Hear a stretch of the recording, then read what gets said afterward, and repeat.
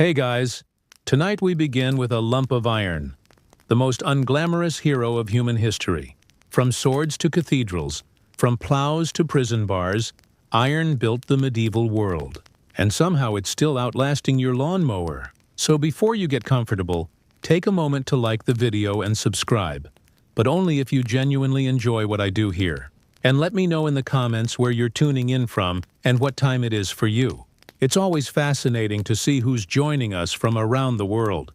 Now dim the lights, maybe turn on a fan for that soft background hum. And let's ease into tonight's journey together. If you ever stroll through a medieval cathedral, take a good look at the ironwork, the bolts, hinges, gates, and railings. They've been sitting there since the Crusades, surviving rain, plague, candle wax, and every tourist who's touched them for luck. They're dark, sturdy, and smugly intact. Meanwhile, your patio chair is decomposing like a forgotten fruit, because it got rained on twice. The Middle Ages are famous for ignorance, filth, and interesting medical theories involving leeches. But when it came to metal, those people accidentally invented immortality. Medieval blacksmiths didn't have science. They had fire, intuition, and forearms. You could grate cheese on. Their furnaces, called Blue Marys, were little clay ovens that ran on charcoal and pure spite. They couldn't reach the temperatures needed to melt iron completely, which sounds like a design flaw, but somehow wasn't. What came out was a spongy lump called a bloom, full of slag, carbon, and divine chaos. Today, we'd call that low quality. Back then, it was just metal that doesn't fall apart in the rain. And here's the twist. Those impurities, the very things modern factories would spend millions removing, are the reason medieval iron survived. The slag sealed microscopic cracks, the carbon toughened the surface, and the phosphorus, which every modern metallurgist hates, created a self-healing barrier against rust. In short, their metal was dirty, uneven, and completely invincible. Your modern steel, it's pure, efficient, and manufactured to rust evenly, like a democratic tragedy. The difference is that medieval iron wasn't designed by a committee. It was beaten into existence by a guy named Edric, who hadn't slept in 3 days and was probably angry at his cow. As that imperfect iron aged, it developed a dark, glossy skin called patina, which protected it from moisture. Every scratch just made it stronger. Kind of like trauma, but for metal. And because nothing was mass-produced, every hinge, nail, and chain was forged individually, each with its own quirks. Every strike of the hammer left behind microscopic variations, flaws, character, resilience. So when you see an 800-year-old iron gate outlasting your car's brake lines, remember this. It didn't survive because it was perfect. It survived because it was stubborn, impure, and made by someone who genuinely didn't care about efficiency, just permanence. If medieval metallurgy had a slogan, it would have been, "We don't know why it works, but it does." Blacksmiths of the Middle Ages operated somewhere between engineers and sorcerers. No textbooks, no safety codes, and absolutely no concept of quality control. Yet somehow they produced iron that could outlive empires, and probably your warranty.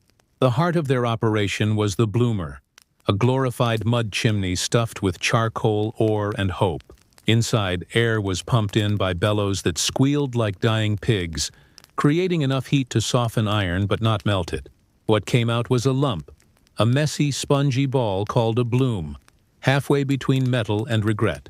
From there, the blacksmith would reheat it and hammer it mercilessly, driving out bits of slag, folding layers, and occasionally cursing loudly enough to qualify as a prayer.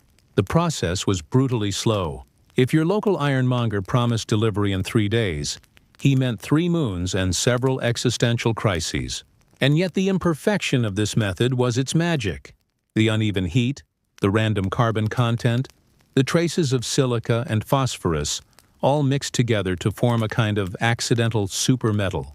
Every piece of iron was unique, unpredictable, and weirdly self-preserving. In short, the blacksmith was producing the metallurgical equivalent of sourdough, alive, inconsistent, and practically indestructible. Today's steel is made in sterile factories, measured in decimals, polished to mirror finish, and designed to fail with dignity. Medieval iron, on the other hand, looked like it had survived the apocalypse before it even left the forge. It was pitted, lumpy, and occasionally hissed when touched by rain, but it refused to die. It's ironic. The medieval forge was a filthy, smoke-choked hole in the ground, and yet it achieved something that our clean, computerized factories can't: longevity. When you compare their chaotic, hand-forged artistry to your mass-produced drill bit, it's like comparing a monk's manuscript to an IKEA instruction sheet. In the modern world, we worship purity, pure steel, pure ingredients, pure intentions. Medieval blacksmiths, on the other hand, worshipped survival. They didn't care about purity. They cared about whether their door hinge would outlast the next plague. And that's why they accidentally created one of history's greatest engineering miracles: slag.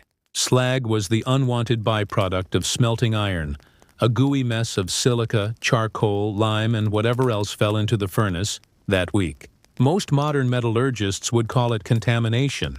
Medieval smiths called it Tuesday. Every lump of iron they forged was riddled with these tiny glassy inclusions scattered like freckles across its body. And that's what saved it. The slag didn't just sit there, it worked. Those microscopic specks sealed the surface, forming a kind of patchwork armor that blocked oxygen and moisture from sinking in. Essentially, every piece of medieval iron had built-in self-defense, a chemical version of no trespassing. Modern steel, by comparison, is too clean. It's like a bodybuilder who looks amazing but gets the flu twice a month. We refine, polish, and homogenize everything until there's nothing left to protect it from nature. When your stainless steel sink starts corroding after a few years, that's not bad luck. It's design. But medieval iron was gloriously dirty. The slag acted like nature's epoxy, filling gaps and holding the metal together. Some pieces even developed a glassy outer crust that made them practically immortal. You can still see this on centuries-old gates and swords. A dark, shimmering skin that looks like black marble. That slag doing its job long after its maker turned to dust.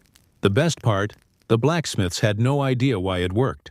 They thought the ore from certain regions was blessed, or that their forge smoke had mystical properties. They didn't realize they were running one of the most sophisticated corrosion resistance experiments in human history by accident. So yes, medieval iron lasted for centuries because it was full of junk. Modern steel fails because it isn't. Which just goes to show sometimes perfection is overrated, and a little bit of garbage can keep you alive for 800 years. Before the Industrial Revolution and its obsession with efficiency, medieval blacksmiths had a simpler relationship with technology.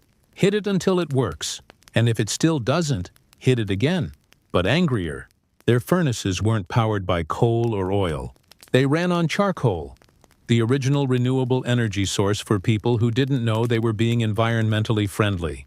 Charcoal was made by slowly burning wood in a low-oxygen pit until it became light, carbon-free, and ready to ruin a blacksmith's lungs. It was hot enough to soften iron, but not melt it, a blessing in disguise. See, melting iron would have removed the impurities that made it durable. Instead, the lower heat kept all that glorious trash chemistry locked inside as the iron simmered away in the bloomer. The charcoal infused it with carbon atoms. This process, known today as carburization, transformed the surface into iron carbide, a tough, dark layer that resisted corrosion. To a blacksmith, it just looked like success. He didn't know carbon was bonding with iron. He just knew his blade didn't fall apart when it rained. The best part, charcoal didn't just make the metal stronger. It coated it in soot, sealing it under a natural black patina. That patina didn't flake off like modern paint. It aged like a protective tattoo. You could scratch it, dent it, leave it outside for a century, and it would still look like it had stories to tell. Modern industry replaced charcoal with coke, a faster, hotter, cleaner fuel. It gave us shiny metal that looked great on factory floors and terrible anywhere else. By burning hotter, coke stripped out phosphorus and impurities, the very ingredients that made medieval iron immortal. Charcoal gave medieval metal its soul. Coke gave ours a midlife crisis. The blacksmiths, covered in soot and sweat, unknowingly mastered the first sustainable metallurgy. Slow, imperfect, and stubbornly organic. Every spark from their forges carried carbon, history, and the faint smell of accidental genius. If medieval metallurgy had a patron saint, it would be phosphorus, the element that made iron last for centuries, and ironically, the one modern engineers now treat like a toxic co-worker. You'll rarely find a factory bragging now with 3% more phosphorus. But in the Middle Ages, this impurity was quietly saving the world one hinge at a time. Here's the short version. The ore they used wasn't pure. It came from swampy bog iron deposits or rocky hills loaded with phosphorus. Normally, that would make modern steel too brittle for mass production. But medieval blacksmiths didn't care about mass production. They cared about making one thing that didn't die before winter. When they smelted that phosphorus-rich ore in their bloomeries, something miraculous happened. The phosphorus bonded with the surface of the iron, creating a thin, invisible shield that slowed down corrosion, a natural, self-forming armor.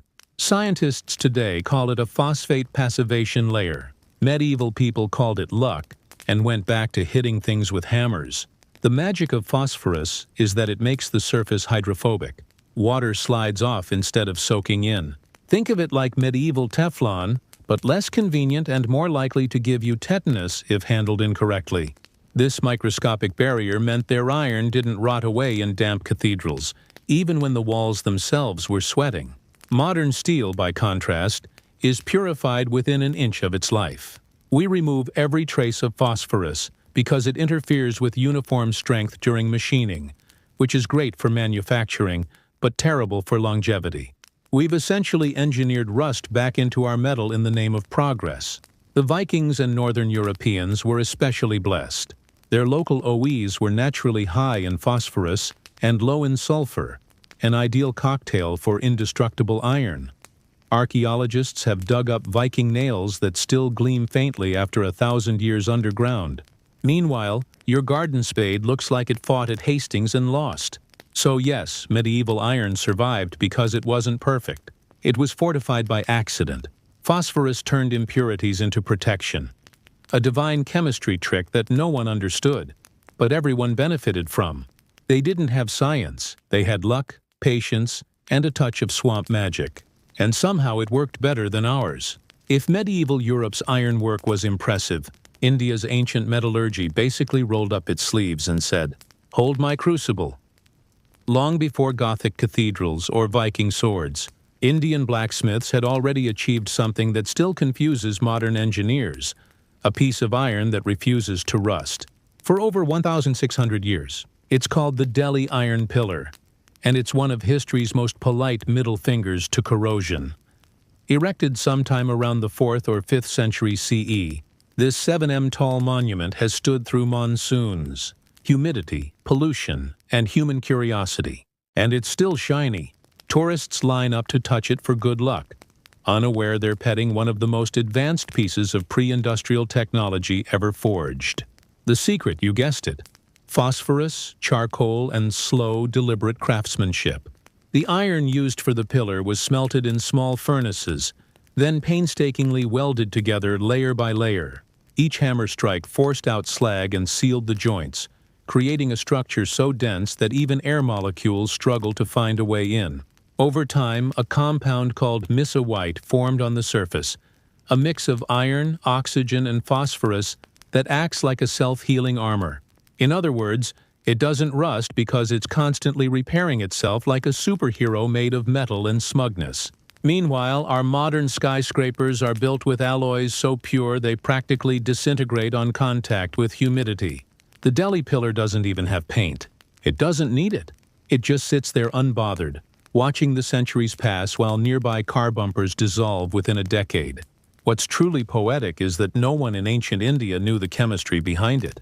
There was no equation, no scientific theory, just generations of trial, error, and intuition.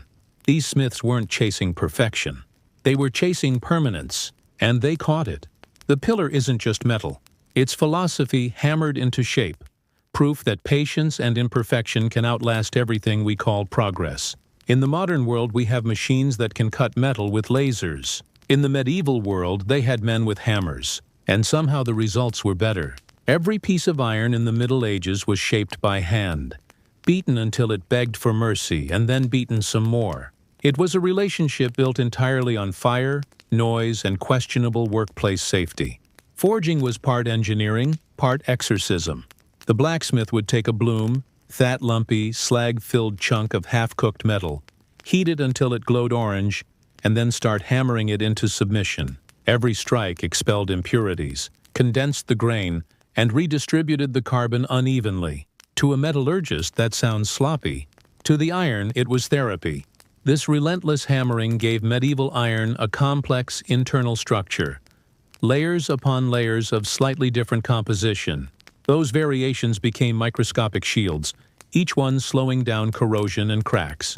The result wasn't uniform, but it was durable.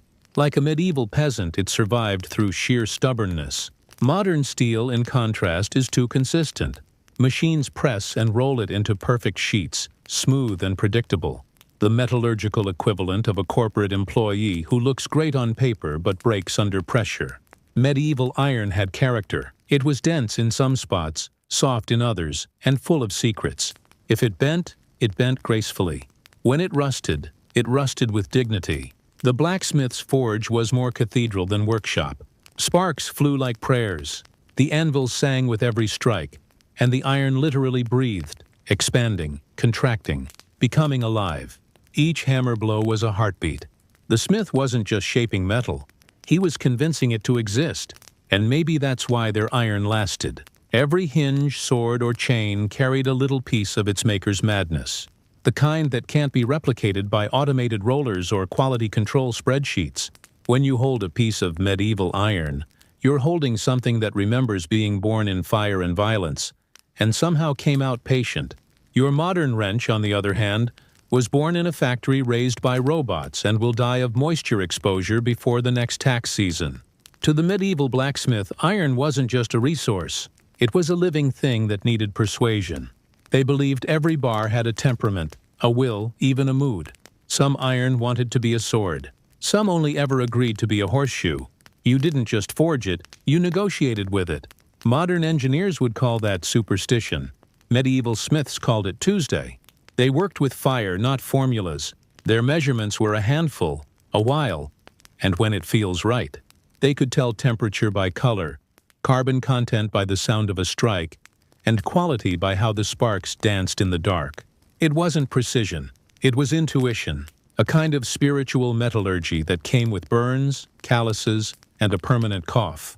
And yet, this philosophy worked better than most of our industrial logic today. The blacksmith's goal wasn't efficiency. It was endurance. He didn't care how fast he could make 10 nails. He cared that each one would last long enough to hold a door through 5 generations, and possibly an invasion. They treated iron as if it had memory, which, chemically speaking, it sort of does. The constant reheating and hammering created grain structures that remembered their shape, making them harder to corrode or crack. Each piece was unique, a conversation between man and material. It's hard not to admire that they weren't just building. They were bonding. Every swing of the hammer was a dialogue, part punishment, part prayer. By the time a sword or gate left the forge, it wasn't just forged metal. It was tempered emotion. Today we build things by algorithm and blueprint. Perfectly measured, perfectly lifeless. If a product fails, it's within tolerance. If medieval iron failed, it was personal. A bad hinge was an insult to your ancestors. The smith didn't retire his tools when he got old. He became one with them. His hammer handle smoothed where his sweat had soaked in. His anvil wore grooves from decades of blows. When he died, people said, "The forge has gone cold." Modern factories don't go cold. They just shut down for maintenance, which somehow feels less poetic and a lot less durable. Medieval blacksmiths may not have known chemistry, but they understood one universal law. If you leave iron alone for long enough, nature will eat it. So they didn't leave it alone. In fact, medieval maintenance routines bordered on obsessive. Every sword, hinge, and gate was constantly rubbed, oiled, and polished, like a beloved pet that could also kill you. Unlike us, they didn't wait until things started creaking. They cleaned their iron the way monks copied scripture daily, reverently, and with quiet fear of eternal damnation if they messed up.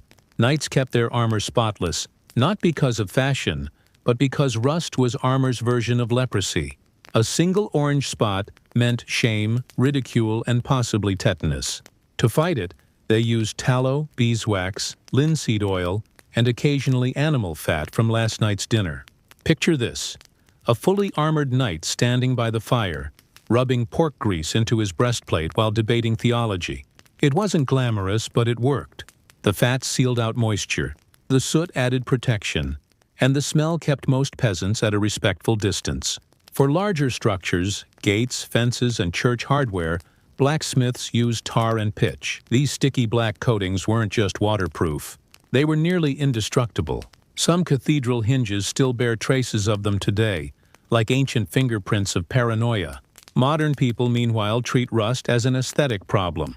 It gives it character, they say, as their garden furniture crumbles into iron flakes. Medieval people didn't romanticize decay. They declared war on it. They also had a cultural advantage.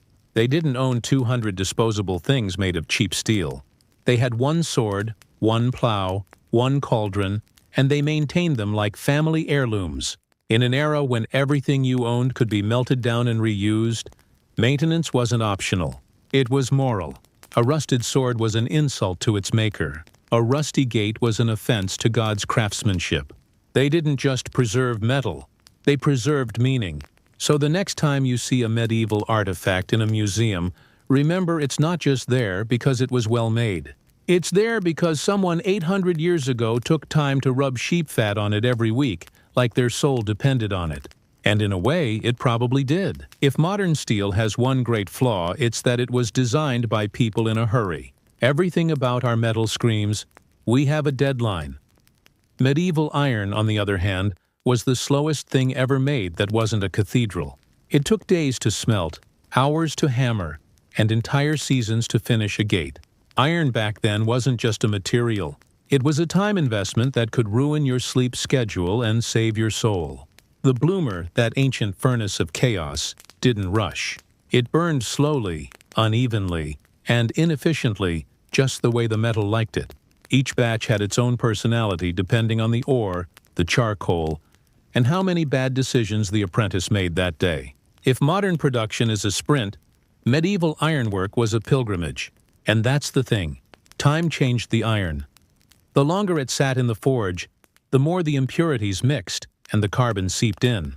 Each reheating, each hammer strike, aged the metal into stability. It wasn't chemistry as much as patience disguised as physics.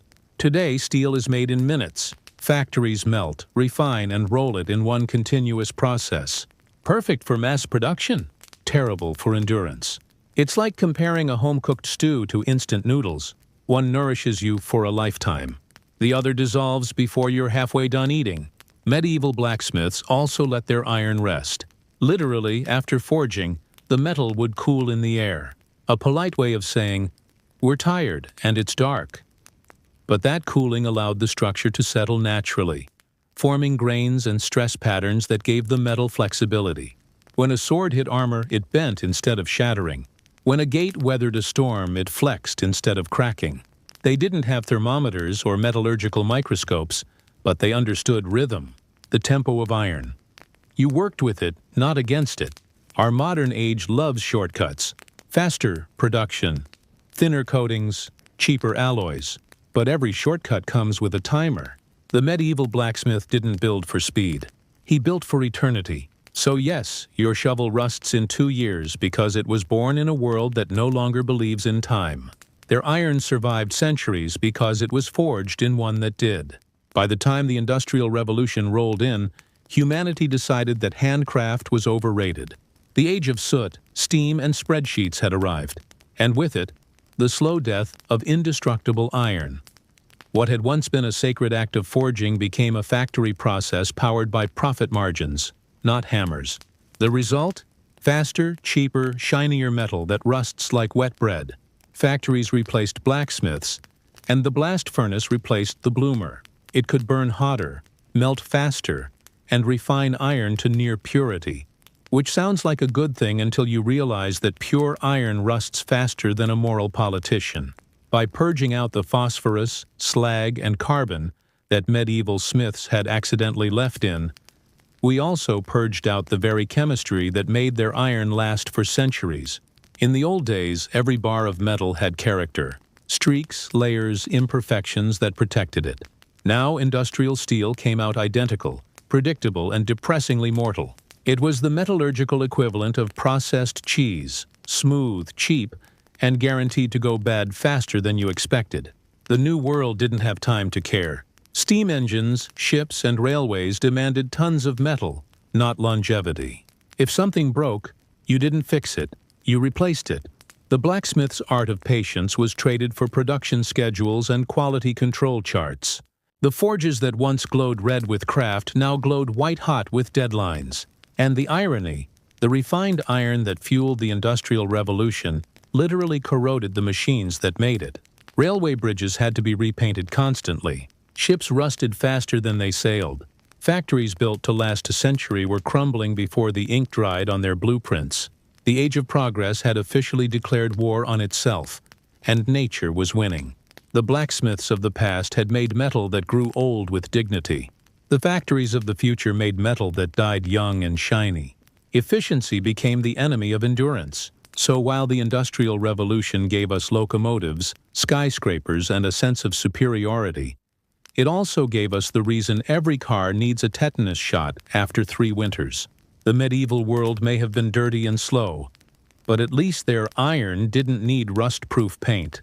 Progress, it turns out, sometimes just means learning how to rot in style. Modern science hates inconsistency.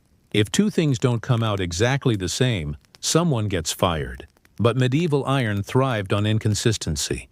It was born in chaos, forged by instinct, and made up of 1,000 tiny mistakes that somehow got along. Every bar of metal was unique, unpredictable, and beautifully unreliable. And that's exactly why it endured. When a medieval blacksmith pulled a bloom from the furnace, it wasn't perfect. It was a tangled mess of slag veins, carbon spots, and silica pockets. A geological smoothie. As he hammered it into shape, those imperfections didn't disappear. They rearranged. The metal became a mosaic of micro-ruptures. Hard in one spot, soft in another, dense here, porous there. It shouldn't have worked, but nature likes weird. Modern steel, on the other hand, is the overachiever of the periodic table. Pure, uniform, and emotionally fragile. It rusts evenly, cracks neatly, and fails exactly when predicted. It's great for engineering and terrible for immortality. Medieval iron didn't fail neatly. It limped along for centuries, defying logic, science, and your car's warranty.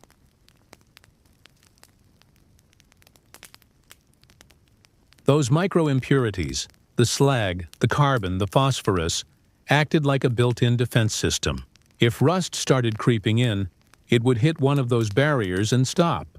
The corrosion slowed, then stalled. The iron didn't resist decay.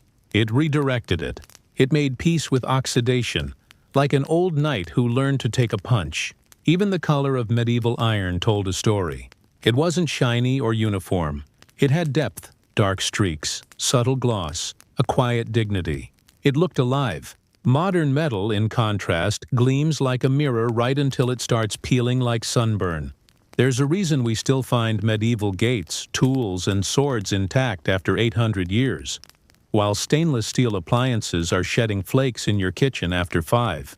We traded patience for polish, endurance for efficiency, and individuality for conformity. The blacksmith's forge was never about perfection. It was about survival. His goal wasn't to make flawless metal. It was to make forgiving metal, something that could bend, scar, and keep going. The 20th century gave us many miracles: flight, electricity, and the ability to ruin good metal with marketing. Enter stainless steel, the material that promised immortality and delivered disappointment. We were told it would never rust, never stain, never fail. And like every too good to be true promise, it came with fine print. Unless exposed to oxygen, water, or time, stainless sounds eternal, like something Zeus himself would use for cutlery. In reality, it's a fragile diva. Sure, it resists rust in a laboratory. In your backyard, where humidity and pollution play tag, it doesn't stand a chance. That fridge handle or garden trowel, Give it 2 years and it'll look like it's auditioning for a historical reenactment. The secret of stainless steel lies in a thin, invisible layer of chromium oxide that forms on the surface. A passive film that stops rust. It's clever, yes, but also clingy. Scratch it, expose it to salt, or sneeze near it wrong, and that film breaks down. Once it's gone, the metal corrodes faster than your willpower at a buffet. Medieval iron, meanwhile, didn't bother with invisible layers. It built its protection into its very structure. Impurities, slag, and carbon that fought corrosion from within. No coating, no lies, just chemistry and stubbornness.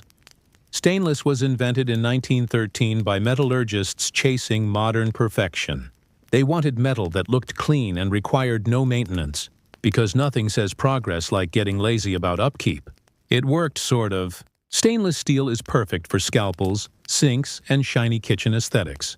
But compared to medieval iron, it's a high-maintenance celebrity with a skin-air routine that costs millions. Here's the irony. The term stainless doesn't even mean won't stain. It means stains less. It's a linguistic sleight of hand, like calling a medieval dungeon ventilation optional. Medieval blacksmiths never called their work rust-proof. They knew it would age, darken, and change. And that was the point. Their iron didn't fight nature. It cooperated with it. Stainless steel tries to outsmart nature and ends up losing every rainy season.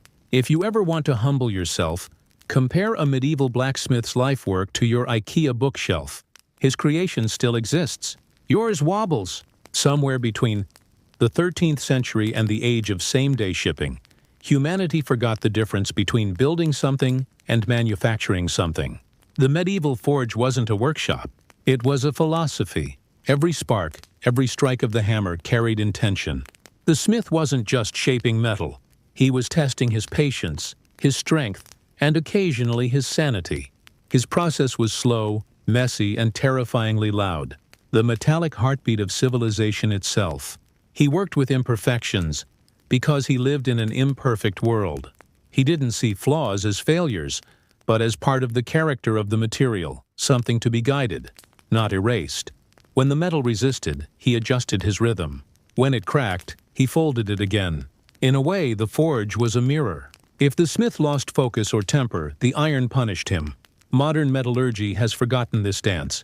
We treat iron like a resource, not a relationship. Machines handle it now. Efficiently, emotionlessly, rolling it, stamping it, packaging it. The result? Products that shine but never last. They're perfect until they're not, and then they're replaced. The medieval smith would have been horrified, not at the technology, but at the attitude. To him, crafting metal was an act of humility. You didn't conquer nature, you collaborated with it.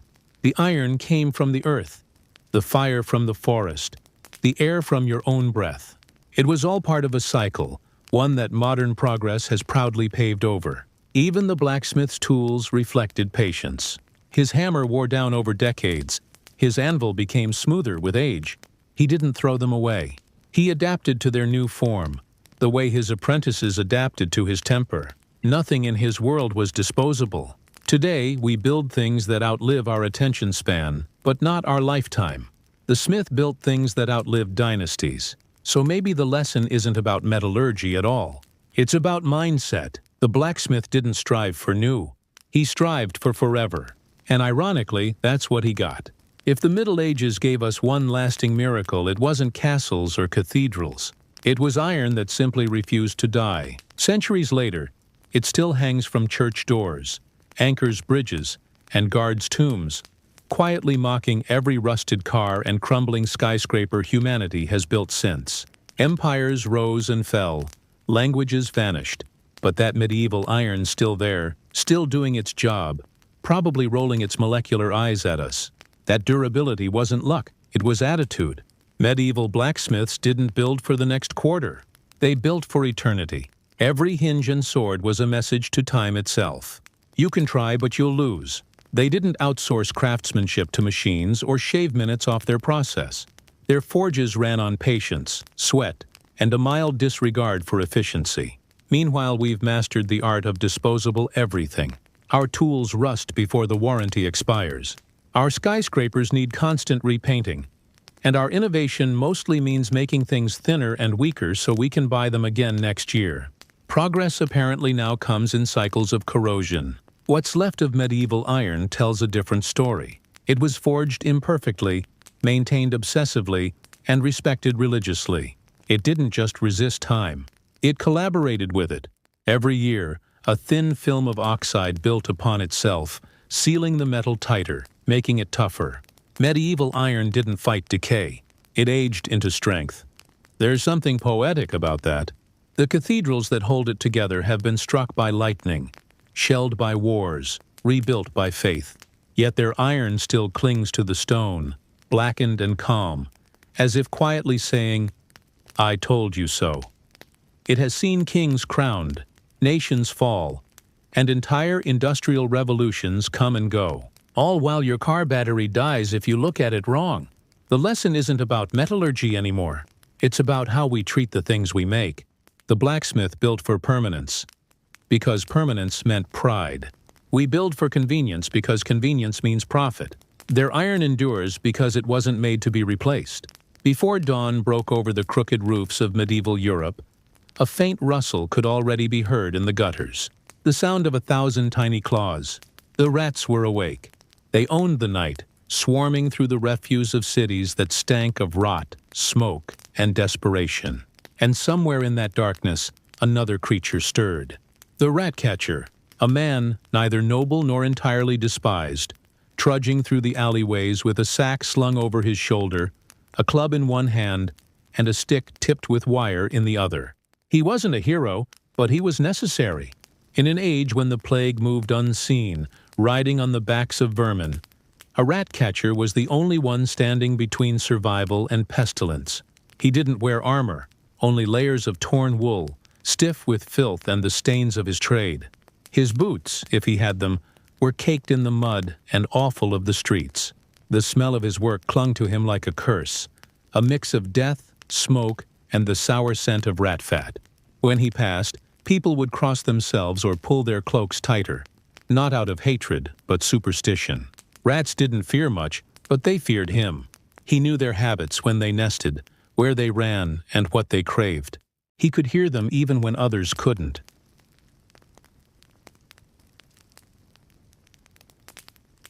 That faint scratching beneath floorboards that foretold disease.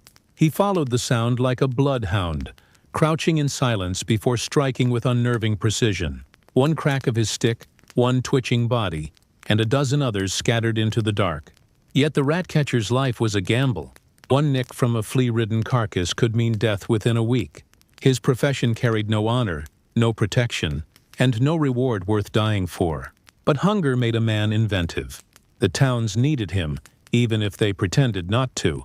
Each morning, when merchants opened their shutters and saw fewer rats, they thanked God, but never the man responsible. By midday, he'd be gone again, disappearing into the next quarter of the city, chasing the scratching chorus beneath the filth, hunting the creatures that thrived where humans failed to clean. In a world rotting from within, he was both savior and scavenger. The medieval rat-catcher's tools looked less like instruments of work, and more like the relics of a madman. His kit was a patchwork of necessity and desperation, a sack of traps, a jar of foul-smelling bait, and a stick polished smooth by years of killing. Some carried smoke pots made of clay filled with burning herbs, or sulfur to choke rats from their hiding places. The smoke was thick and vile, and so was the job. A good rat catcher learned to breathe through his teeth, not his nose. In the countryside, rat catchers favored dogs, wiry, half-starved terriers with scars across their muzzles and an appetite for squealing prey. Others used ferrets, small and vicious, sent slinking through barns and grain stores to flush out the vermin. But in the narrow alleys of London or Paris, it was mostly man against swarm. Wooden traps with iron jaws snapped shut in the darkness, and the sound, a sharp click, followed by frantic squealing, was as familiar to the catcher as a priest's bell at Mass. Bait was the secret, a mix of dried fish, cheese rind, and anything pungent enough to carry a scent through filth. Some men swore by blood, others by sweet wine or rancid oil. The smell could turn a stomach, but to the rat it was irresistible. The catcher would scatter crumbs and sit motionless, waiting in the dark, his stick poised like a knight's lance. But every tool had a curse. The stick might splinter. The smoke might backfire and choke the user. The traps might catch more fingers than rats. And the fleas. Always the fleas. Invisible assassins jumping from the twitching bodies, carrying the seeds of the Black Death. The rat catcher's hands were covered in bites, his skin raw and scarred. Many carried a lingering cough, a rattle in the lungs that never went away. Still, he worked because without his trade, towns would starve, and disease would spread unchecked. He wasn't chasing rats for glory. He was chasing rent money, bread, and survival.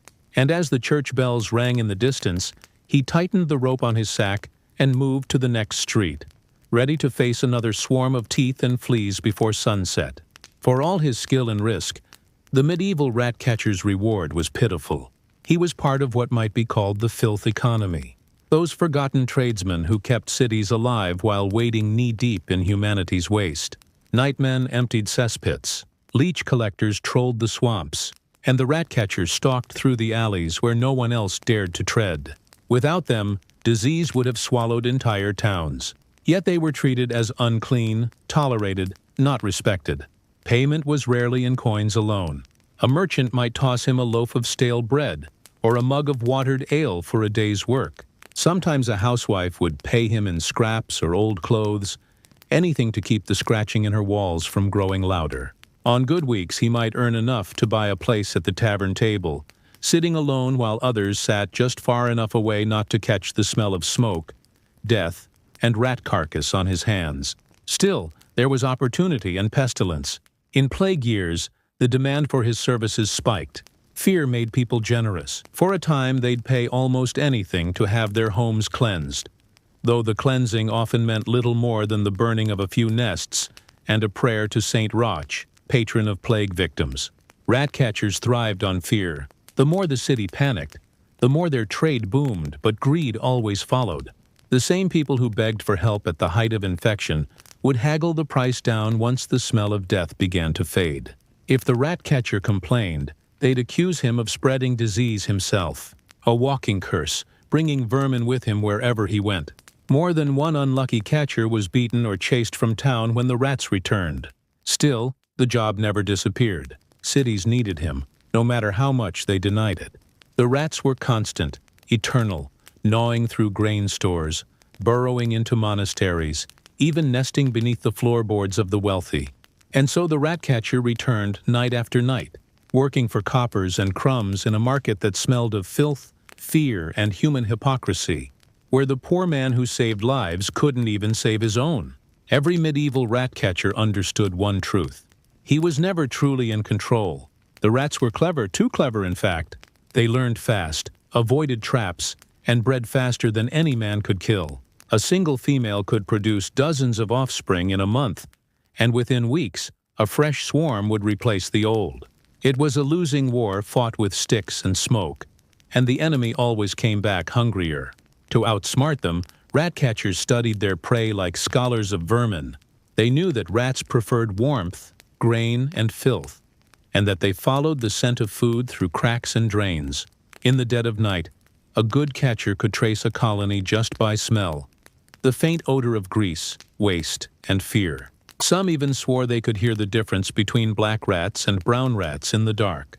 The black ones were smaller, faster, and far more dangerous, carrying the fleas that spread the plague.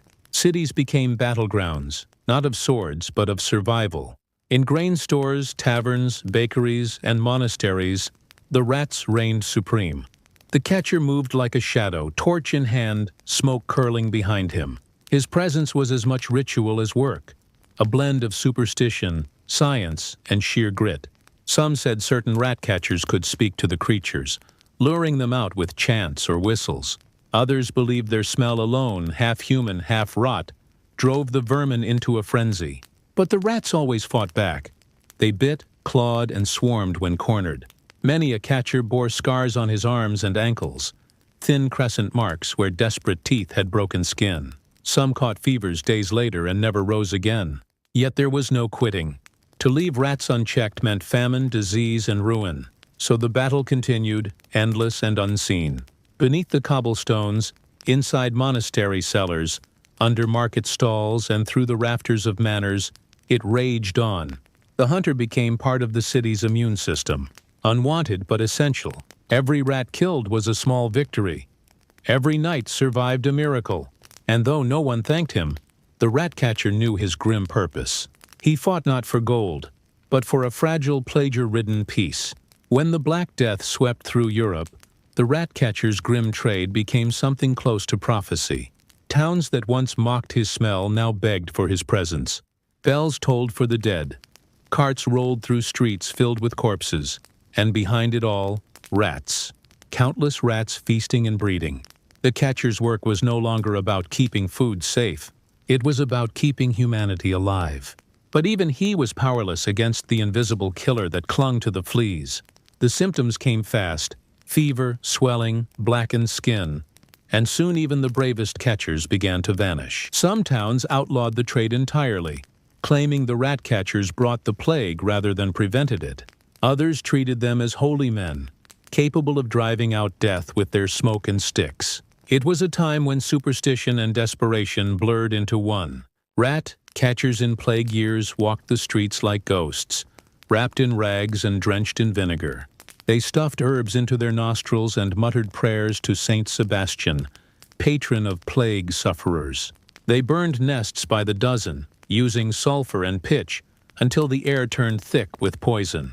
Rats fled in every direction, down drains, across rooftops, even over corpses, and the catcher followed, relentless. For some, the job became a kind of madness. Surrounded by death and isolation, they began to believe the rats spoke. That the vermin carried not just disease, but messages from hell itself. Chroniclers of the time wrote of catchers who dreamed of black rivers of rats, of gnawing teeth whispering in the dark. Whether delirium or guilt, it haunted the men who survived. Yet without them, whole towns would have fallen faster. When the plague retreated, leaving streets empty and silent, the rat catcher remained, weary, half-mad, and poorer than ever.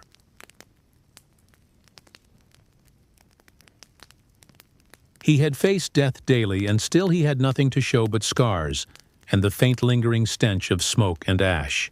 In the end, the plague years proved what few wanted to admit. Civilization was always one rat away from collapse. And the man most despised, the filthy catcher in the alley, was perhaps the only one who truly understood that truth. Every seasoned rat catcher had his secrets. The work wasn't just strength and luck. It was cunning, timing, and an understanding of fear. Rats, after all, were cleverer than most men gave them credit for.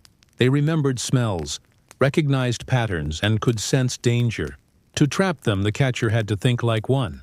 He learned to move quietly, to read the signs, droppings near a flour sack, teeth marks on wood, the faint shuffle behind a wall. He'd sprinkle flour across a floor to see tiny footprints by morning, revealing where the creatures passed in the night. He'd bait traps not with abundance but scarcity. A single piece of meat left untouched for days, until the rats grew bold enough to trust it. Patience was as vital as any weapon. Many catchers developed their own concoctions of bait. One swore by a mixture of blood and beer, another by burnt bread soaked in oil. There were whispered recipes for poisons too, crushed herbs, deadly roots, and powders that worked slowly so the rats wouldn't associate the food with death. The church frowned on such craft, calling it witches' work, but no priest ever came to help when the rats overran a granary. In some towns, the most cunning catchers used music.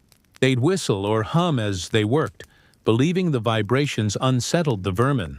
Others carried charms or wore talismans carved from rat bones, convinced it kept them safe from disease. Whether superstition or coincidence, every catcher had his ritual before a hunt. He might spit 3 times before lighting his smoke pot, or cross himself twice when entering a cellar. The line between faith and habit blurred easily when your life depended on luck. And yet, despite the filth and danger, some men found pride in the craft. They'd display their kills at the town square, rows of limp tails nailed to a post like trophies. The crowd would grimace, but still gather to count them, secretly grateful. It was proof that someone was fighting the hidden war beneath their feet. The rat-catcher knew he'd never be honored in song or story. But when he emptied his traps and watched the vermin burn, he found satisfaction in silence. His victory wasn't applause. It was the brief, rare sound of a quiet street. No matter how vital his work, the medieval rat-catcher lived as an outsider. Society needed him but never wanted him close. He walked invisible lines between survival and stigma, accepted only when desperation forced open the city gates. Once the rats were gone, so was his welcome. Children threw pebbles and called him Rat Devil. Tavern keepers made him drink alone if they let him in at all. Priests frowned when he entered church, as though sin clung to his coat. Even beggars shied away, not out of pride but fear. The rat-catcher rier of smoke, sweat, and rot. He was a reminder of everything the townsfolk pretended didn't exist. Still, he knew things others didn't. He knew the secret paths beneath the city, where water and waste met. He knew whose cellars were clean, whose grain was rotting, whose homes echoed with scratching in the walls. Knowledge like that carried power, the kind that made mayors whisper and merchants pay under the table. Some catchers used that leverage wisely. Others became extortionists, releasing a few captured rats to remind a miserly client of his need for service. And then there were the whispers. People claimed rat catchers consorted with witches, that they brewed potions from rat bones or summoned swarms to curse their enemies. A few leaned into the myth, donning black cloaks or carrying carved staffs to terrify those who mocked them. Fear was as good as payment. Despite the insults, some townsfolk grew oddly fond of their local catcher. He was the man who braved sewers no one else would enter, who risked plague for pennies, who turned filth into safety. When plague returned or famine struck, they sought him out again, the same man they'd spat at a week before. But fame in his world was a curse. The moment peace returned, he was forgotten once more, a necessary evil stored away until the next crisis. And so he roamed from town to town, nameless, friendless, yet indispensable. The rat-catcher had no parish, no home, and no legacy. He was the city's shadow, tolerated only as long as the scratching in the dark didn't stop. For a people ruled by faith and fear, the rat-catcher existed at the edge of both. His trade was half craft, half curse, a strange dance with the creatures everyone despised. In the medieval imagination, rats weren't just pests. They were symbols of sin, gluttony, and the devil's handiwork. To catch them was to battle evil itself, but to live among them, that was another story entirely. Villagers whispered that rat-catchers consorted with demons. How else could one man control such a plague of creatures? Some said they made pacts, exchanging their souls for dominion over vermin. Others believed they carried charms made from rat tails or bones soaked in blood and blessed under the new moon. A few even wore necklaces strung with the teeth of their prey, claiming it kept the sickness away. It rarely did. Church records from England and Germany mention rat-catchers accused of witchcraft. Their smoke pots filled with sulfur and herbs looked suspiciously like cauldrons. Their muttered curses sounded like spells. And when plague returned after a cleansing, villagers turned on them, shouting that the catchers had called the rats back to punish the ungrateful. Some were run out of town. Others vanished into the woods, never to be seen again. Still, superstition was a double-edged sword. Fear brought respect, or at least hesitation. A good rat-catcher could weaponize that fear. He'd arrive in a dark cloak, face half covered, speaking in low tones. He'd let the townsfolk wonder if he was man or something else, entirely. If they feared him, they'd pay more quickly and question him less. In the cities, where rats and people were equally uncountable, the rat-catcher's strange aura became part of the urban legend. Mothers warned children that if they didn't wash or pray, the rat-man would come in the night and carry them off in his sack. He was the boogeyman, and the savior rolled into one, both cleansing the world and reminding it how dirty it truly was. By candlelight, even he wasn't sure which role was true anymore. When he looked at the rat's gleaming eyes in the dark, he sometimes wondered who was really hunting whom. By the late Middle Ages, the rat-catcher's world began to change. Towns grew larger, streets busier, and walls higher. But the rats stayed. They adapted faster than any human reform. As sanitation slowly improved, and city laws forbade the dumping of waste into streets, the catcher found fewer places to work, and fewer people willing to pay. The trade that had once kept him alive was now vanishing into memory. He still wandered, sacks slung over his back, smoke pot in hand, following rumors of infestations from one crumbling village to the next. Children no longer threw stones. They stared instead, curious at the relic of another age. He was a walking ghost of the time before hygiene, before sewers and soap. In some towns his arrival caused more fascination than fear. He tells stories of the plague years, of rats as large as cats, of nights when scratching echoed through every wall. Few believed him, but they listened anyway. Some rat catchers took apprentices, passing down their grim wisdom. How to track by smell, how to kill without touching, how to know when a rat was clever enough to wait out a trap. But most died without legacy, their names forgotten, their bones buried outside city walls. No tombstones marked their resting place, only the absence of scratching beneath the floorboards. By the dawn of the Renaissance, the rat catcher had become folklore. In German towns, stories spread of the Rattenfänger, the Pied Piper, a mysterious figure who led both rats and children away with music. Historians would later say the tale was based on a real man, perhaps a rat catcher who vanished after a job gone wrong. Myth had swallowed history whole. In truth, the rat catcher's spirit never disappeared. He lived on in every pest control man who crawled into an attic, every laborer who faced filth to keep others safe. The tools changed. Smoke became chemical. Stick became steel. But the purpose remained the same: to fight the dark things that thrive when humans grow careless. And somewhere in the quiet of an old European cellar, the scratching still begins at night. A faint reminder that the rat catcher's work is never truly done. Before the fire brigade, before alarms or hydrants or buckets neatly lined in rows, there were men on towers, the fire watchers. From dawn until the deep hours of the night, their eyes swept across the wooden skeletons of medieval cities, searching for the first whisper of smoke.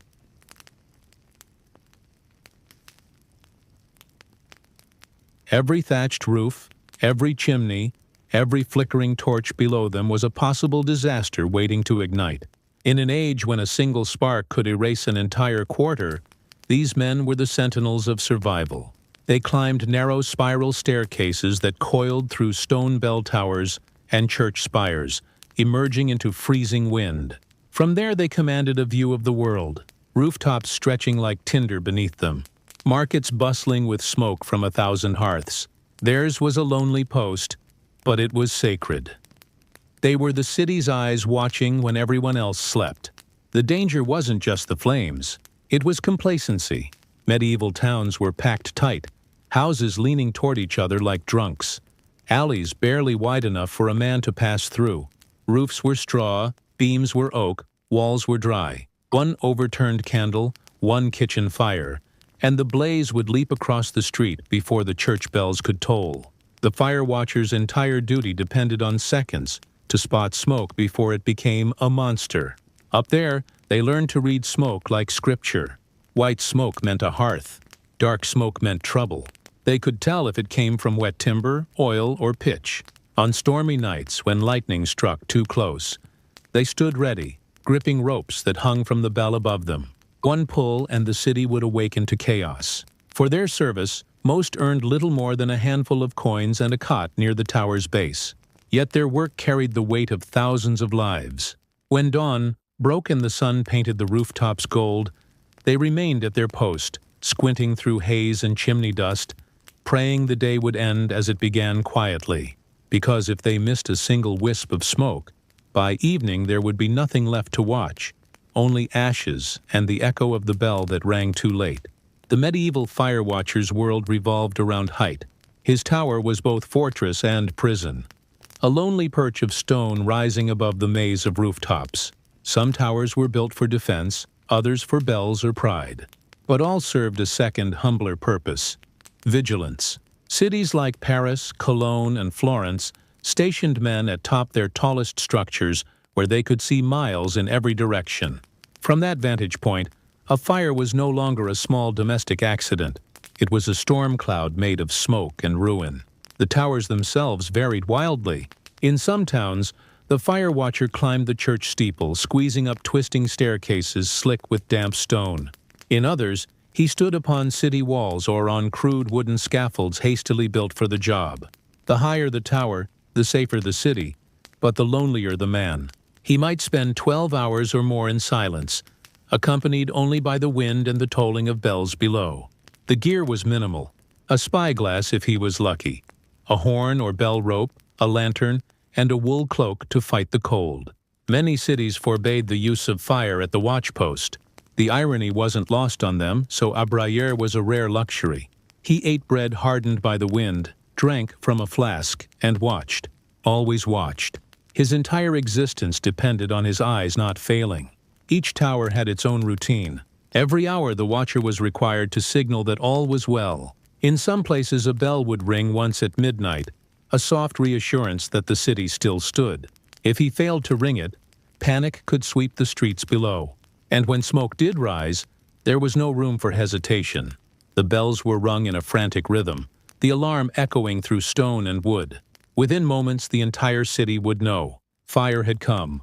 When dawn arrived, another man climbed the tower to relieve him. Their exchange was brief. A few words about the weather, the wind, and any suspicious hearths. Then one descended, stiff and half frozen, while the other took his place among the clouds, inheriting both the view and the burden of keeping an entire city from burning. To live in a medieval city was to live with fire and fear of it.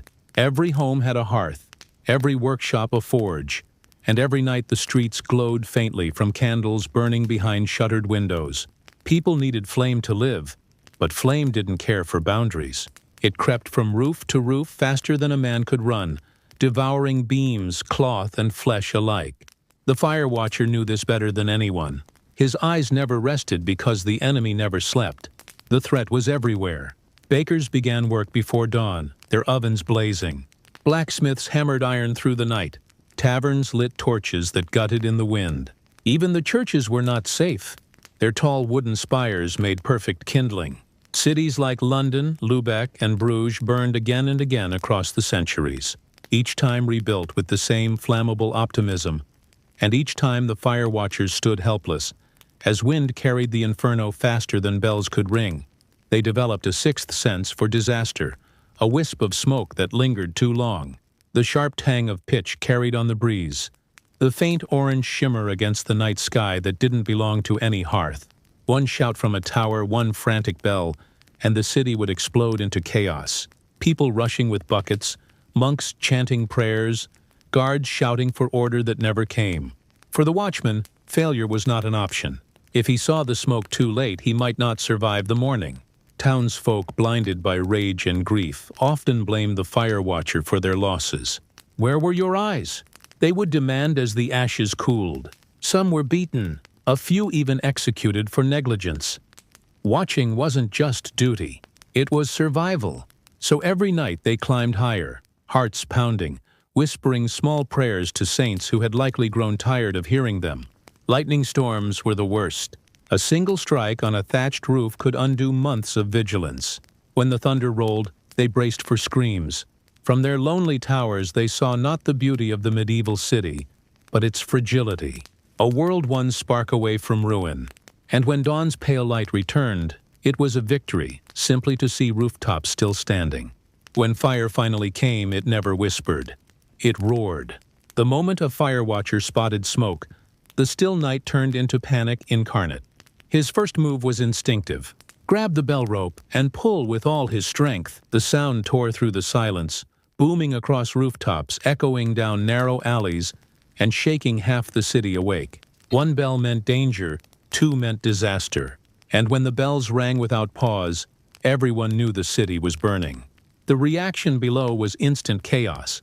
Households burst into motion, men grabbing buckets, women carrying children, apprentices rushing to wells or rivers. Fire carts didn't yet exist, so people formed human chains, passing water hand to hand, most of it spilling before reaching the flames. Guards tried to maintain order, shouting over the crackle and roar, but fear moved faster than reason for the fire watcher. The bell was only the beginning. He had to stay on the tower even as the wind changed and smoke rose to choke him. From above, he became the city's desperate guide, ringing in rhythm to direct the bucket lines. Faster for north, slower for south. In the dark, the people listened, trusting his unseen eyes. He could see where the fire leapt from roof to roof, where the wind pushed sparks toward the market square or the cathedral. His heartbeat matched the bells, steady and furious. Below the streets glowed red, buckets splashed, beams collapsed, and people screamed names into the smoke. Horses broke free, dogs howled, and sparks rained from the heavens like falling stars. Sometimes the fire spread so fast that entire quarters vanished before dawn. The watchtower itself might become a pea, trapping its keeper inside. Many fire watchers died that way, refusing to abandon their post until the flames reached their feet. When dawn came and the smoke thinned, what remained was silence and ash. Streets once bustling with merchants and laughter were now blackened bones of timber and stone. The air stank of pitch and grief. The fire watcher, if he survived, would stand over the ruins of his city, bell rope still in hand, wondering if he could have rung sooner, shouted louder, seen faster. For him, every sunrise was both victory and guilt. When the city slept, the fire watchers truly began their work. Night was the most dangerous time when candles burned low. Drunks stumbled home with torches, and every shuttered window hid a potential spark. The fire watcher, high above it all, could see the glow of every hearth like stars scattered across the earth. From his perch, he listened. The faint hum of the river, the distant sound of carts, and occasionally that dreaded crackle of something burning where it shouldn't. The shift began at sunset. 2 or 3 men might share the duty, taking turns through the long hours. They wrapped themselves in heavy cloaks against the wind and frost, their lanterns shaded so as not to blind their eyes. On clear nights, the horizon stretched endlessly, but fog and smoke often blurred everything into a sea of gray. The fire watcher had to trust instinct, a different shade of shadow, a flicker where there shouldn't be one. Some towers had signal fires ready, small braziers they could light to warn other watchtowers across the city. In places like Lübeck and Nuremberg, entire networks of towers communicated this way, passing the alarm faster than any runner could. The sound of one bell would trigger another until the whole skyline trembled with metallic terror. But between alarms the watch was quiet, hauntingly so. The city below was still, broken only by the occasional barking dog or a drunkard's song echoing through the alleys. Fire watchers grew used to solitude. Some sang softly to keep awake. Others carved tally marks into the wooden beams to count their shifts. Many grew superstitious, whispering to saints or muttering charms to blind the devil's flame. They saw things others never did: meteors flashing across the night sky, thieves scaling rooftops, lovers sneaking through courtyards, and sometimes strange lights moving beyond the city walls. But nothing frightened them like silence after a storm. It meant lightning had struck somewhere unseen. They would lean over the parapet, scanning every chimney and roofline, breath held, waiting for the faintest wisp of smoke. For the fire watcher, night was both enemy and companion, a veil that hid danger and yet made him feel alive. Up there with the wind howling through the tower stones, he was the thin thread between peace and catastrophe. Medieval cities didn't rely on hope alone to prevent fires. They relied on fear. Laws were strict, punishments brutal, and the fire watchers stood at the center of this uneasy system. City councils issued endless decrees. No open flames after curfew, no forges without supervision, no baking at night, no candles near hay or straw. In theory, these laws made sense. In practice, they made everyone nervous, especially when a single mistake could lead to public humiliation or worse. If a blaze broke out, the fire watcher's first duty was to identify where it began. Once the flames were under control, if they ever were, officials would question the residents of that home. Bakers, chandlers, and smiths were often the first suspects. Many were fined, some imprisoned. A few unlucky souls were executed if the fire caused deaths. Even a child knocking over a candle could damn entire family. Watchers themselves were held to impossible standards. Missing a fire or ringing the alarm too late could mean dismissal, flogging, or worse. Some were accused of sleeping on duty, the gravest sin imaginable. In certain towns, a negligent watchman would be forced to stand publicly beside the ruins, a bell around his neck, while townsfolk cursed and spattered him. It was justice by humiliation, a warning to the next man who thought to close his eyes. Cities also kept fire wardens who roamed the streets after dark, checking chimneys and enforcing curfews. The fire watchers coordinated with them from above, shouting warnings or tossing small stones to catch their attention when smoke rose where it shouldn't. Together, they formed an uneasy alliance between vigilance and paranoia, the city's immune system against its own carelessness. But fear had its limits. The laws were written by nobles who lived in stone manors, not wooden houses. The poor couldn't afford safer building materials or multiple hearths, so they risked the flames nightly. The fire watcher understood this better than anyone. He saw the same slums burn again and again, the same families lose everything, while officials blamed sinful negligence. To the city fathers, fire was a moral failing. To the fire watcher, it was just reality. The price of warmth in a world built entirely out of things that burned. When the bells rang and the sky glowed red, there were no engines, hoses, or uniforms, only people. Medieval firefighters were not professionals, but whoever could be roused in time. The fire watcher's alarm was their battle cry. Bakers, smiths, monks, and guards would drop everything to join the fight. Armed with nothing more than leather buckets, wet blankets, and blind courage, every city had its crude fire plan. Wells and water barrels were scattered through the streets, and men formed chains, passing buckets from hand to hand in frantic rhythm. The water rarely reached its target intact.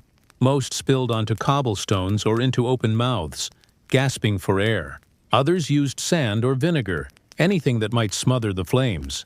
Hooks and long poles were used to tear down burning roofs, sacrificing houses to save the block.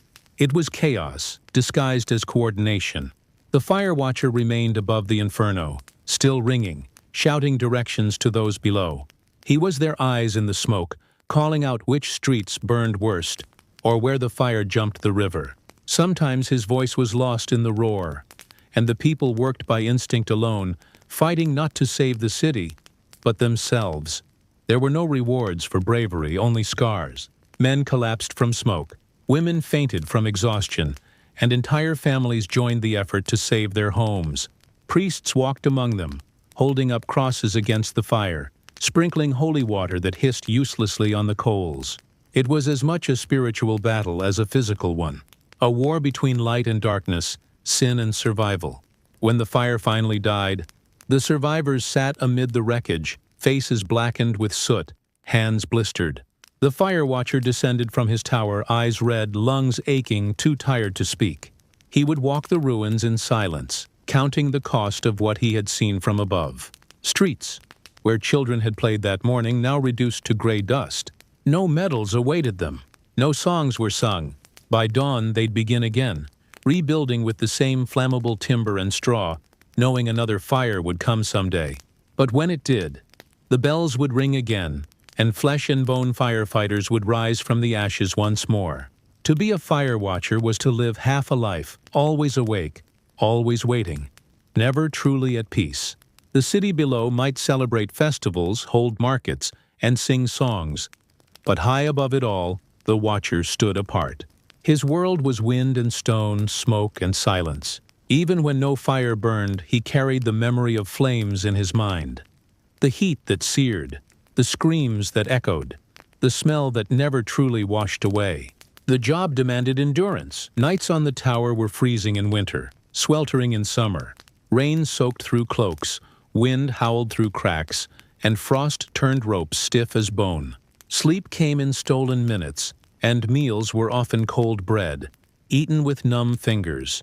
Many watchers grew sick from the exposure, lungs burned by smoke, joints twisted by damp air, eyes strained from endless squinting into the horizon. Few lived to old age, and yet they endured, partly from duty, partly from necessity. Most were poor men hired for meager pay because no one else wanted the post. But there was pride in it too, a grim satisfaction in knowing that their vigilance kept the city breathing. The people below might never thank them, but they relied on them completely. Each safe night was a silent victory. Still the loneliness gnawed. Fire watchers were often seen as strange, touched by the solitude. Some turned to drink, others to prayer. A few spoke of seeing things that weren't there. Phantom fires, ghostly figures walking rooftops, the faces of those they'd failed to save flickering in the smoke. It was an occupation haunted by its own purpose. The irony wasn't lost on them. They were guardians of life, yet lived as if already forgotten.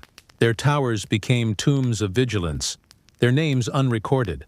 When one died, another simply took his place. No ceremony, no farewell. Just another man climbing the same steps, gripping the same rope, staring into the same endless sky. And still they watched because the moment they stopped, the city would fall asleep. And sleep in a wooden city was dangerous, for the fire watcher knew what others refused to admit. Civilization was only ever one careless flame away from oblivion. When the worst had passed and the smoke thinned into morning mist, the fire watcher would descend from his tower like a ghost returning to the earth. The streets below, once alive with laughter and trade, were now graveyards of blackened timber and smoldering stone. The air carried a heavy silence, that peculiar stillness that follows disaster. When even birds seem afraid to sing, he would walk through what was left, his boots crunching on ash and broken glass.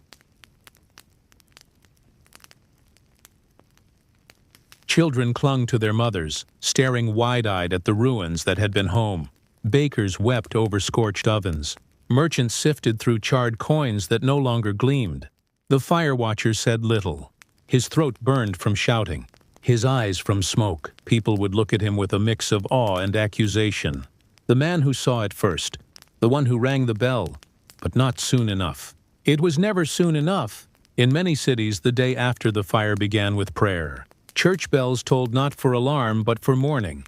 Priests led processions through the ruins, sprinkling holy water on the ashes as if to baptize them into memory.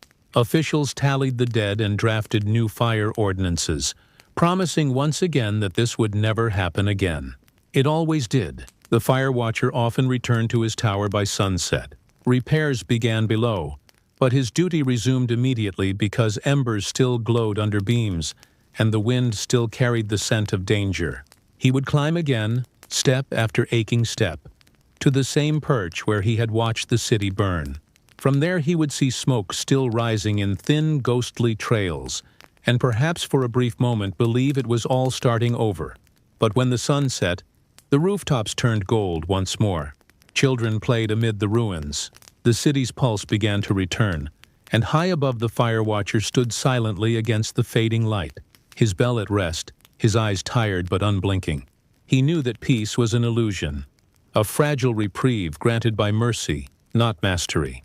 For the medieval city was a candle in the dark, and he, its trembling flame, flickering, vigilant, and forever, one breath away from being snuffed out.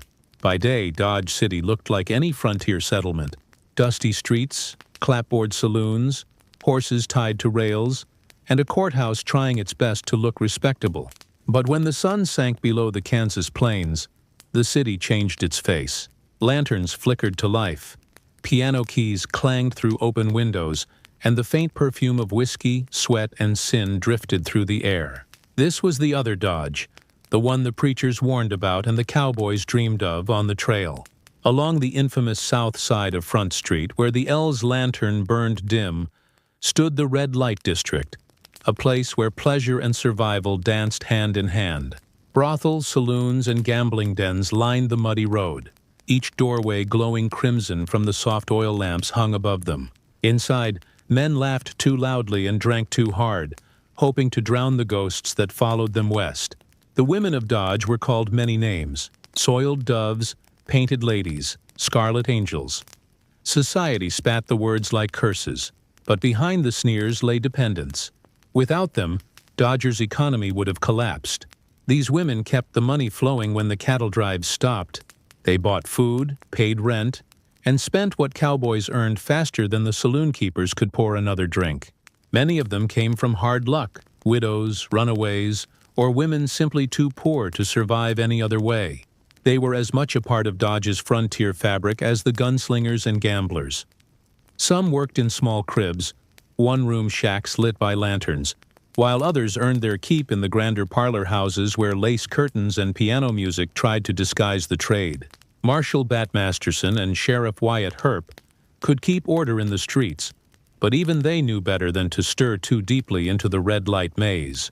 The town's vices were too profitable, too essential. Everyone, from the barkeep to the banker, benefited from what went on behind those closed, lamplit doors. When the night wind blew across the plains, carrying the sound of fiddles and laughter, Dodge City pulsed like a living thing, wild, dangerous, and beautiful. In that district of flickering red light, the frontier's heart beat fastest, where law ended and lust began. They were the backbone of Dodge City's night economy, the so-called soiled doves.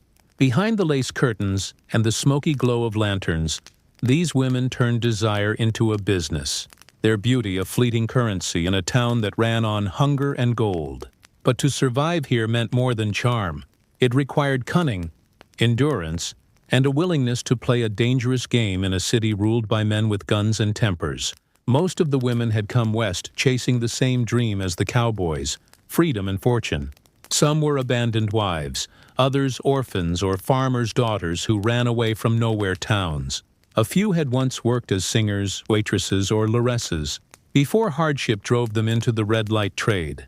Whatever their past, Dodge didn't ask questions. The moment they stepped into the district, they became part of its machinery, nameless, essential, and disposable. There were classes among them, too. The lowest worked in cribs, tiny, bare rooms with a bed, a wash basin, and just enough space for business. These women earned little and aged fast. Those with luck or charm found places in the parlor houses, where the furniture was velvet, the whiskey finer, and the clientele wealthier. Here the women were expected to sing, dance, and flirt as much as to entertain. Sophistication sold as much as skin. Some rose to fame within Dodge, becoming local legends. Big Nose Kate, companion of Doc Holliday, once worked the district before following him down the outlaw trail. Others, like French Mary and Squirrel Tooth Alice, were as well known as any gunslinger. They were sharp-tongued, quick to laugh, and quicker to draw a knife if a client forgot his manners. But beneath the rouge and perfume was exhaustion. Disease, violence, and heartbreak claimed most before they reached 30. Respectable society refused to bury them within city limits, so the Boutil Cemetery filled with nameless graves marked only by wooden crosses. Still, the soiled doves kept the town alive. Their earnings paid the musicians, the bartenders, the shopkeepers, even the preachers who condemned them on Sundays. And when the cattle herds arrived each spring, the cowboys didn't head for church. They rode straight for the red lights of Dodge. In Dodge City, virtue might have been scarce, but business was booming. The red light district wasn't just a den of vice. It was an economic engine disguised in perfume and sawdust. Every coin that clinked across a bar or slipped beneath a petticoat found its way back into the town's veins. The saloon owners, gamblers, and even the lawmen all had a stake in the dance of money and sin. Cowboys were the lifeblood of it all. After months of driving cattle across endless plains, they arrived in Dodge half-mad with exhaustion and cash. The moment they were paid, their pockets burned. They hit Front Street in waves. First the saloons, then the gambling halls, and finally the brothel. Whiskey loosened tongues and morals alike. And by midnight the town pulsed with laughter, music, and the rattle of poker chips. The women knew the rhythm well. They were both temptation and therapist, listening to stories of lost herds, dead friends, and the ache of loneliness that only the plains could breed. For a few dollars a cowboy could buy not just a body, but an illusion. Warmth, affection, and the feeling that he wasn't completely forgotten by the world. Behind the glitter, though, the business was ruthless. Every bottle, every game, every visit was tallied and taxed. The brothel madams kept strict accounts, and the city officials quietly took their cut. Even the preachers benefited indirectly. Sin filled the collection plates faster than sermons ever could. The women, of course, saw little of the profit. Most owed debts to their employers for clothing, rent, or fines, a clever way to keep them working, no matter how tired or sick they became. Still, money flowed like a river through the red light streets, and no one wanted to dam it. The district funded more than pleasure. It paid for Dodge's expansion, new buildings, paved roads, and law enforcement itself. The same men who condemned vice in daylight turned a blind eye at night, knowing exactly where their salaries came from. And so the cycle continued. Whiskey, music, and flesh feeding the city that pretended to despise them. Dodge's moral compass might have spun wildly, but its economy never lost direction. It pointed straight towards sin, and business was good. In Dodge City, the line between law and lawlessness was thinner than a lady's stocking. The same men who tamed gunfights on Front Street often spent their evenings in the company of the very women they were supposed to keep in check. Wyatt Earp, Bat Masterson, and Charlie Bassett, names now etched in legend, all patrolled the same streets where the red lamps burned brightest. They knew that peace in Dodge didn't come from shutting the district down. It came from keeping it just under control. The brothel operated with a silent understanding. Pay your fees, keep your girls from starting trouble, and the law would look the other way. Some madams even hired off-duty deputies as guards, ensuring both protection and cooperation. The arrangement suited everyone. The lawmen got their drink in comfort. The city got its revenue, and the women got just enough safety to survive another night. But things could turn ugly fast. Cowboys drunk on whiskey and pride often challenged the rules, picking fights with gamblers, or worse, with the women themselves. That's when the peacekeepers earned their pay. A single pistol shot could end a brawl in seconds, the echo bouncing off the saloon walls while the piano player kept playing, pretending not to notice. For all their stern talk about order, even the lawmen weren't immune to the charms of the district. Many formed genuine relationships with the soiled doves, brief, passionate affairs that blurred the line between duty and desire. Wyatt Earp himself was known to keep company with women of the trade, a fact that didn't tarnish his legend nearly as much as his enemies hoped. In Dodge, everyone understood. Morals were flexible when the whiskey was good and the company better. The women, too, learned how to navigate the balance of power. A kind word to the right sheriff could make a fine disappear. A favor to a deputy could keep a rowdy cowboy out of her room. They wielded their influence not with guns, but with wit, and it often proved deadlier. In the end, lore and lust were partners in Dodge's dance. The marshals may have worn the badges, but when the lanterns glowed red, it was the women who truly ruled the night. If the soiled doves were the heartbeat of Dodge's red light district, the madams were its iron spine. They were women who had clawed their way out of the cribs and shacks, trading youth for power and poverty for influence. Behind every painted door and flickering lantern stood a woman who ran her house like a general commanding troops, stern, shrewd, and utterly unflinching. Madams like Dora Hand, Nellie Bessie Earp, and Miss Kitty Loy turned brothel into small empires. Dora, once a dance hall singer, became one of the most beloved women in Dodge. Generous, elegant, and respected even by the toughest cowboys. Kitty, known for her temper and her pistol, could shoot and gamble as well as any man. She ran her parlor with velvet gloves and a revolver beneath them. These women dealt in pleasure but demanded respect. Their word carried more weight than most mayors. Running a brothel required more than charm. A madam had to balance the books, keep her girls safe, and maintain peace with both the law and the church.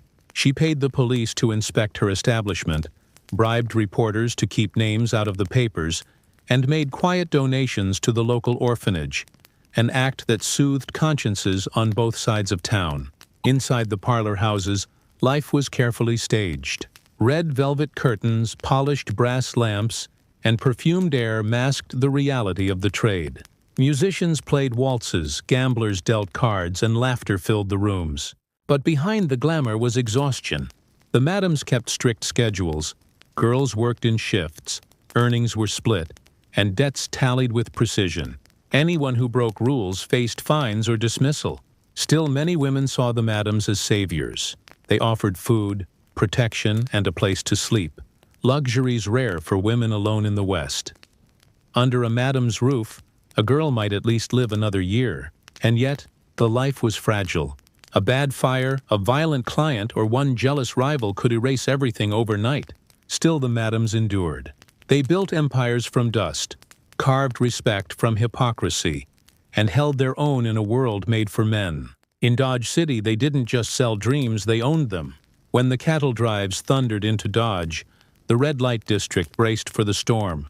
Hundreds of dusty, sunburned cowboys flooded the streets, pockets heavy with pay and minds hungry for escape. After months on the trail eating beans and sleeping under stars, Dodge City was heaven. Loud, bright, and sinful, the men had three priorities: whiskey, women, and winning a hand of poker before dawn. They came from Texas, Colorado, and the Dakota Plains, boys barely out of their teens, hardened by miles of dust and death. They rode into town whooping and hollering, spooking horses and frightening respectable folk, who quickly locked their doors. By nightfall, they filled every saloon and brothel from Front Street to the outskirts. The piano players never stopped, neither did the bottles. The cowboys spent their wages fast. $10 at the bar, $20 at the card table, and whatever was left behind the curtain doors upstairs. The soiled doves waited by the stairways in satin dresses and feathered hair, greeting them with practiced smiles and soft laughter. For a few brief hours, these men could forget the loneliness of the plains, the graves of their friends, the endless silence, the scent of cattle and sweat. Here there was perfume, warmth, and the illusion of affection. The nights were loud, sometimes violent. Fights erupted over cards, women, or spilled whiskey. Pistols flashed, chairs broke, and lawmen waded in swinging. But for most it was a ritual, a release after months of discipline on the trail. The next morning they'd be broke, hungover, and half in love with a woman whose name they'd already forgotten. Yet the cowboys and the soiled doves shared an unspoken bond. Both lived hard, short lives shaped by the frontier's brutality. They understood loss, endurance, and the need to live fast before fate caught up. When a cowboy died in a barroom brawl or a stampede, the women mourned him quietly. Some even followed the funeral processions to Bootil, standing apart, veiled as the dirt fell. By the time the next herd came through, the cycle began again. The same songs, the same faces, the same hunger. Dodge City lived and breathed through those nights. Its pulse measured not in law or order, but in the laughter of cowboys and the sighs of the women waiting upstairs. Dodge City's red light district thrived on pleasure, but it was built on danger. Behind every curtain of laughter and whiskey haze lurked the threat of violence, quick, brutal, and often senseless. Fights were as common as flirtations. A wrong glance, a crooked card, or a jealous outburst could turn a parlor into a battleground. For the women of the district, every smile carried risk. Every night a calculation of survival. The saloons were pressure cookers of ego and liquor. Cowboys swaggered in armed. Gamblers carried hidden blades, and lawmen walked the line between keeping peace and losing patience. The women knew the drill: distract, diffuse, or disappear. A gentle hand on an arm might calm a drunk faster than any pistol. Still, when charm failed, knives were quick and tempers quicker. Some of the worst violence came not from strangers, but from those the women trusted: pimps, lovers, and even jealous madams.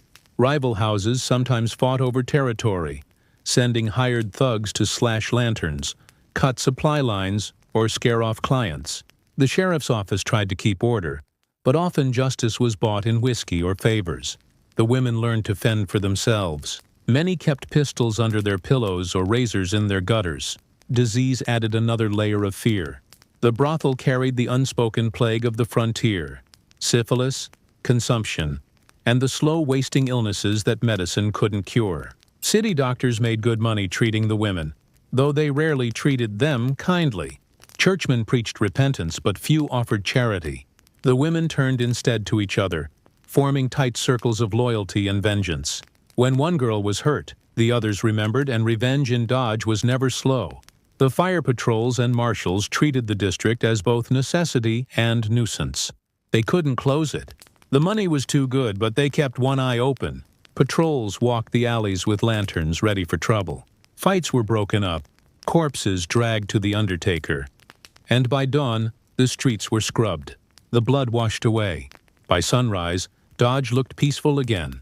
The lamps were out, the curtains drawn, and the city's respectable citizens stirred as if nothing had happened. But beneath that thin layer of civility, the embers of sin and violence smoldered, waiting for night to wake them again. For every coin spent in Dodge City's red light district, someone in town was praying for its damnation. The church bells rang as fiercely as the saloon pianos played, and the moral crusaders of the frontier made it their mission to clean up Dodge.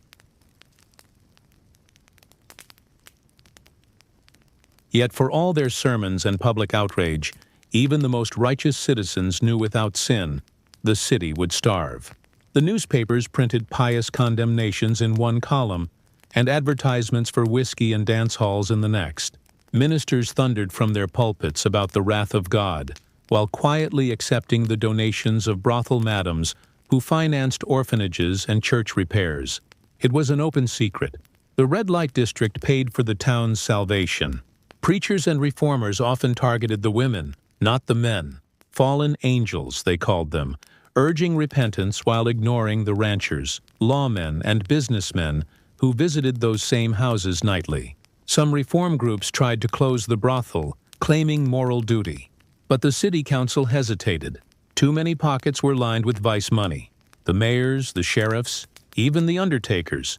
Every dollar that passed through the red lamps eventually made its way into respectable hands. A few ministers took their war to the streets. They marched into the district with hymn books and fire in their eyes, calling the women to abandon sin and embrace the Lord. But the soiled doves knew better. For many, repentance meant starvation. There were no second chances for a woman with a past, only judgment. Some mocked the preachers. Others simply shut the door and went back to work. Ironically, the madams often did more for the poor than the churches did. They paid for medicine, funded burials, and took in orphaned children from the very men who had frequented their rooms. Their compassion was practical, not pious, an unholy charity that the town relied on but refused to acknowledge. By day, Dodge City wore its Sunday face, the choir singing, the press preaching virtue. But when night fell, the lamps glowed red again, and the same moral guardians pretended not to hear the laughter echoing across the plains. Hypocrisy, like whiskey, flowed freely and both kept Dodge running. By the late 1880s, Dodge City had begun to sober up. The wild cattle drives dwindled. The railroad brought families and merchants, and the once rowdy cowtown started pretending to be civilized.